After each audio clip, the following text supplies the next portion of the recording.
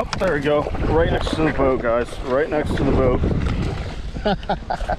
All right. Now it's super windy, so I got to try to get away from crashing from these docks, but right next to the boat, super green. I have like a foot of line between my rod tip and the lure and him. Here's this snook, first fish on the glide bait. Good to get the skunk out of the boat. Just a small guy. Hopefully they double in size as we proceed on.